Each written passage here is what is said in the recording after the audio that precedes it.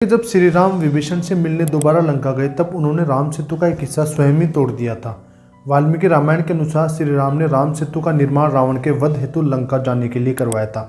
समुद्र पर बने इस पुल का निर्माण वानरों नल नील भाइयों की निगरानी में हुआ था। नल नील विश्वकर्मा के पुत्र थे और उस समय के महान वास्तुविद माने जाते थे।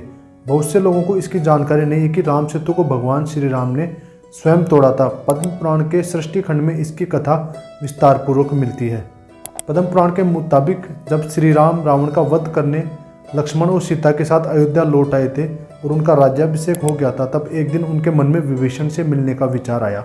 उन्होंने सोचा कि रावण की मृत्यु के बाद विभीषण किस तरह लंका का शासन कर रहे हैं, क्या उन्हें कोई परेशानी तो नहीं। ऐसा विचार मन में आने के बाद जब श्री राम लंका जाने की सोच रहे थे, उसी समय वहाँ भरत जी भी आ गए और भरत के पूछने पर श्री राम ने उन्हें यह बात बताई तो भरत भी उनके साथ जाने को तैयार हो गए। अयोध्या की रक्षा का भार लक्ष्मण को सौंपकर श्री राम और भरत पुष्पक विमान में सवार होकर लंका की ओर चले जाते हैं। बीच में किष्किंधा नगरी आई। श्री राम और भरत थोड़ी देर वहां सुग्रीव और दूसरे वानरों से मिले।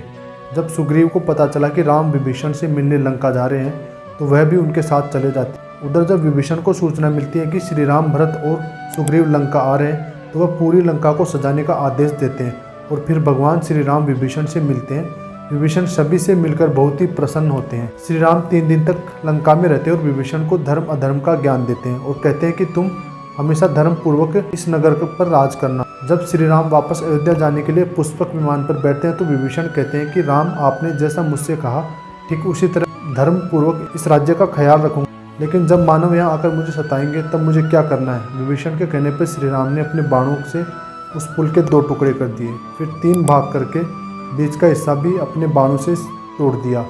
इस तरह स्वयं श्री राम ने ही राम सेतु को तोड़ दिया।